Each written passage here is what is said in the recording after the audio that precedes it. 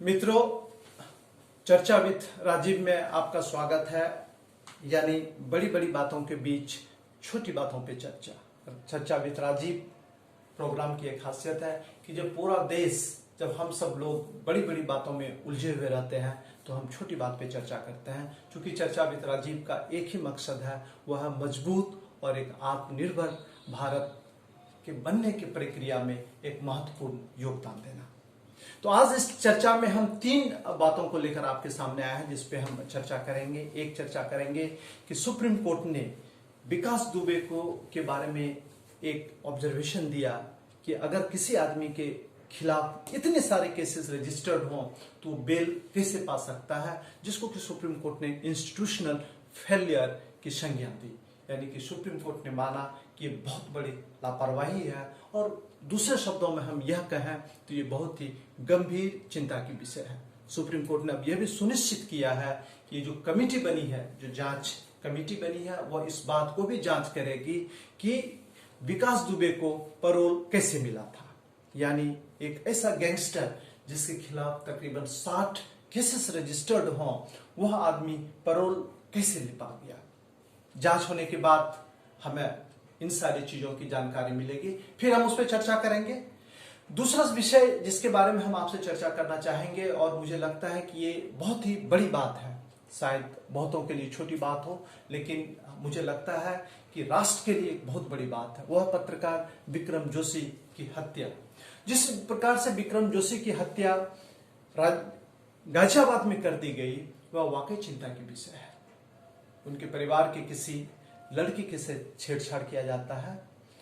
वो कोशिश करता है उस व्यक्ति को समझाने की कि तुम ऐसा मत करो, वो नहीं मानता है। तो पत्रकार एक कानून के दायरे में पुलिस को इसके बारे में एक केस यानी कंप्लेंट देते हैं, और उसके बाद कुछ दिनों बाद उस पत्रकार को गोली मार दी जाती है, और कल पत्रकार की मृत्यु हो गई।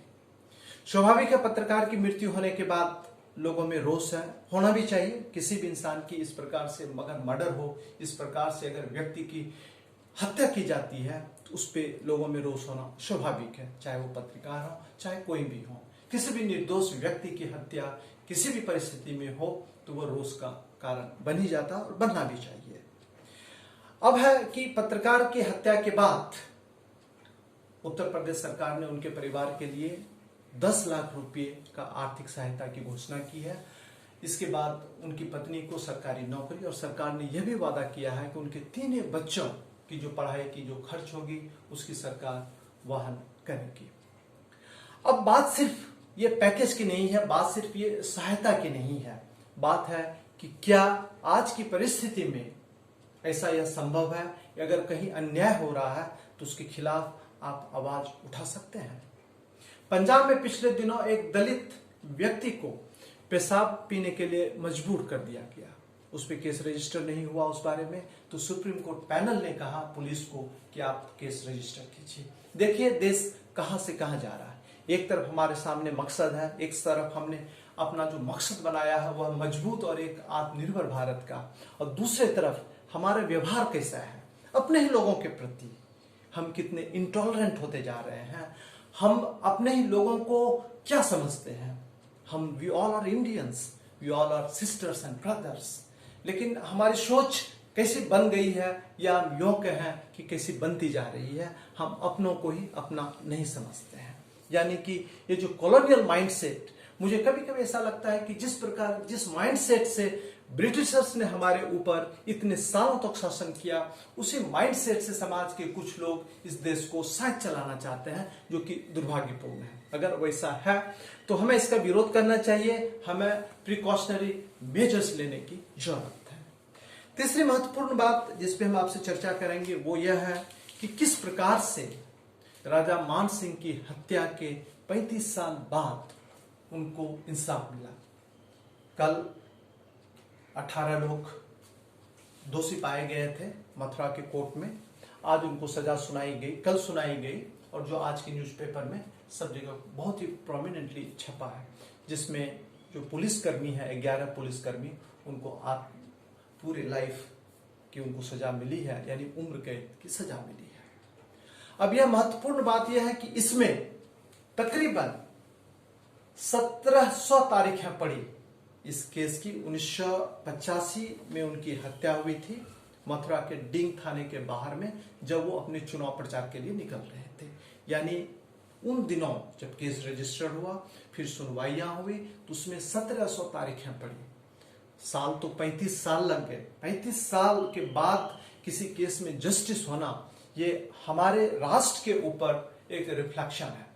मुझे पता नहीं ये खराब रिफ्लेक्शन है या बढ़िया रिफ्लेक्शन है, ये आप लोगों को भी सोचने की इस पर जरूरत है, चर्चा करने की जरूरत है। क्या जस्टिस में इतना डिले होना हमारे लिए कोई अच्छी बात है या राष्ट्र के लिए कोई अच्छी बात है? वो भी एक साधारण आदमी नहीं, राजा मान सिंह जैसे लोगों की हत्या पुलिस स्टेशन के बाहर हुई, और जिसमें 11 पुलिसकर्मी ही दोषी पाए गए और इनको उम्र कैद की सजा सुनाई गई। तो यह सजा सुनाने में 35 वर्ष चले गए। जस्टिस के लिए इतनी लंबी इंतजार करने की जरूरत पड़ती है अपने मुल्क में, ये मुझे लगता है चर्चा की विषय है। इसलिए चर्चा विद राजीव में ये टॉपिक आ जाया है। इसमें तकरीबन 75 जिला जज बदले, यानी स्वाभाविक है 35 साल को किसी भी केस को सुना जाएगा तो उसमें जजेस के नेचुरल फॉर्म में भी उनके ट्रांसफर होते रहते हैं, तो एक प्रक्रिया है। अब वो जो मुठभेड़ था वो फर्जी मुठभेड़ था।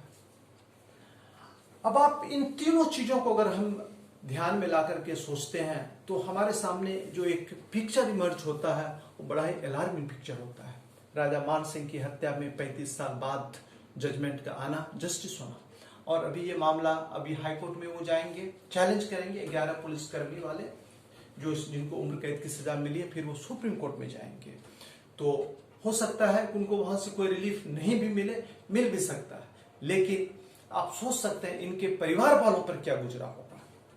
एक इमर्जिंग डायनेमिक लीडर की हत्या हो जाती है और उसके बाद उन्हें 35 साल तक जस्टिस के लिए वेट करना पड़ता है। लोग कहते हैं justice delayed is justice denied, मैं कहता हूं justice delayed is justice killed.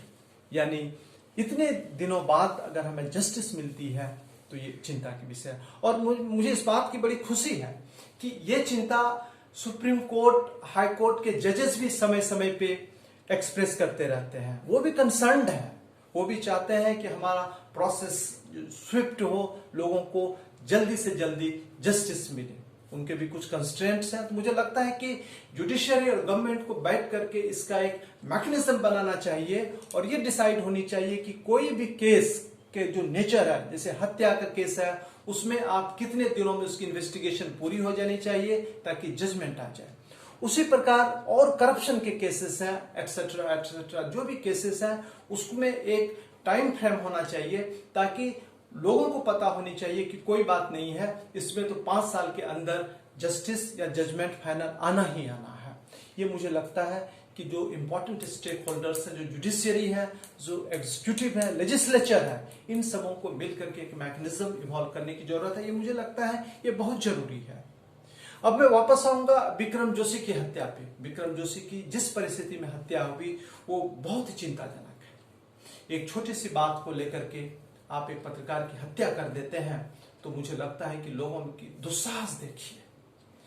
Journalist जो है, जो मीडिया है, जो जर्नलिज्म में 4th पिलर ऑफ डेमोक्रेसी है, आप किसी की हत्या की कीमत, किसी की जिंदगी की कीमत 10 लाख रुपये और उनकी पत्नी की नौकरी और उनके 3 बच्चों की पढ़ाई के खर्च वहन करके सिर्फ उसको आप इवेल्युएट नहीं कर सकते हैं।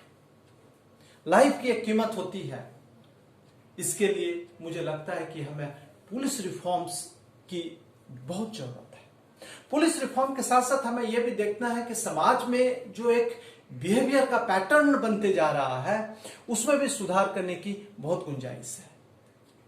आज इस बात को लेकर के काफी टिप्पणी आई है। स्वाभाविक है, जब इस प्रकार की चीजें होती है तो उसमें पॉलिटिकल लीडर्स के भी टिप्पणी आते हैं, कमेंट्स आते हैं।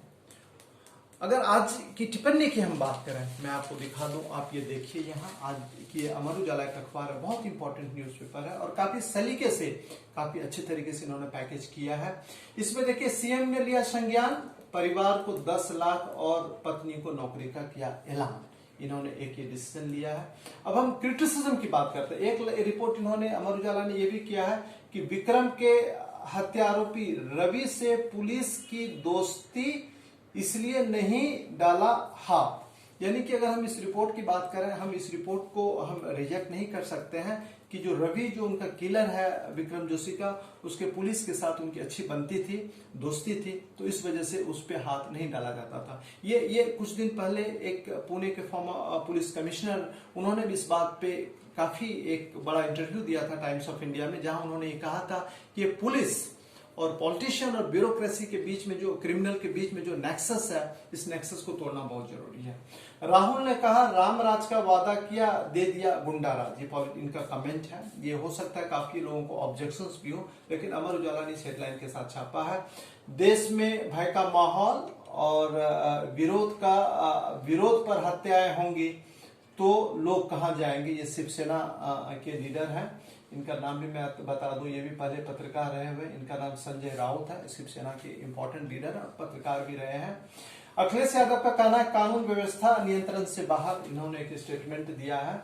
और मायावती का भी एक कहीं स्टेटमेंट आया था कि कोरोना केसेस, उनका स्टेटमेंट मैं आपको बता दूं एज इट इज, उनका एक स्टेटमेंट आया था कि उत्तर प्रदेश में कोरोना से ज्यादा, मैं आपको इनका एग्जैक्ट स्टेटमेंट छपा है, crime virus more active than corona in UP. उन्होंने कहा कि क्राइम वायरस जो है यूपी में ज्यादा एक्टिव है देन कोरोना, यानी कोरोना से भी ज्यादा क्राइम वायरस यूपी में एक्टिव है। ये एक, अगर हम कुल मिलाकर के इन टोटालिटी में अगर हम इस तीनों सिचुएशन पे देखें तो मुझे लगता है कि चर्चा करने के साथ साथ हमें चिंतन करने की भी जरूरत है। एक राजा मानसिंह की हत्या में 35 साल के बाद जस्टिस का होना, ये चिंता की विषय है। पंजाब में एक दलित व्यक्ति को पेशाब पीने के लिए मजबूर किया जाता है, पुलिस केस रजिस्टर नहीं करती है, सुप्रीम कोर्ट के पैनल को इंटरवीन करना पड़ता है और पुलिस को कहना पड़ता है कि आप केस रजिस्टर कीजिए। ये भी कहीं ना कहीं एक मिरर के रूप में हमारे सामने आती है कि हमारा समाज कैसा बनता जा रहा है। तीसरा, विक्रम जोशी के बारे में हम जितनी बातें करें उतनी ही कम है। पत्रकारों के साथ पहले भी इस प्रकार की वारदातें हुई हैं, उनको मारा गया है, उनके साथ इनजस्टिस हुआ है, पत्रकार अरेस्ट भी हो रहे हैं। तो इस तीनों चीजों को मिला करके जिस हम अब चर्चा का निचोड़ जो हम निकाल रहे हैं, मुझे लगता है हमें स्विफ्ट जस्टिस की एक प्रोविजन मैकेनिज्म इवॉल्व करने की जरूरत है, जहां कि लोगों को न्याय के लिए इतने वेट करने की जरूरत ना पड़े। पत्रकार के लिए मुझे लगता है कि मीडिया का डेमोक्रेसी में एक अति महत्वपूर्ण स्थान है, तो एक फियरलेस सिचुएशन में पत्रकार काम कर सके, यह भी सुनिश्चित करने की जरूरत है। और बहुत जरूरत होने के साथ साथ सरकार को इस बारे में कोई एक मैकेनिज्म, स्ट्रॉन्ग मैकेनिज्म बनाने की जरूरत है। पुलिस रिफॉर्म्स की तो बात हम वर्षों से करते आ रहे हैं, उसकी तो बहुत जरूरत है। इसके साथ ही साथ जिस प्रकार से समाज का व्यवहार जो है हमारे लोगों के प्रति, चाहे वो किसी भी कास्ट कम्युनिटी के हों, उसमें भी सुधार की बहुत गुंजाइश है। इन सारे चीजों की जरूरत इसलिए भी सिर्फ नहीं है कि हम एक मजबूत भारत बनाए, इसलिए भी जरूरी है कि हमारी जो मजबूती है, हमारी जो आत्मनिर्भरता है, वो वर्षों तक सस्टेनेबल रहे और ओवर द इयर्स हम एक ऐसा भारतवर्ष बनाए जो कि पहले भारत जैसा, लोग कहते थे कि भारत सोने की चिड़िया थी, उससे भी बेहतर हो। यहाँ का हर एक व्यक्ति जहाँ फियरलेस हो। मुझे लगता है कि आज चर्चा विद राजीव में इतना ही। फिर किसी एक महत्वपूर्ण लेकिन छोटी बात को लेकर के हम आपके बीच में चर्चा करेंगे। मेरा आपसे वादा है, हम बड़ी बड़ी बातों के बीच में हम छोटी बातों पर चर्चा करते रहेंगे और आपका सहयोग हमें मिलता रहेगा। Thank you so much.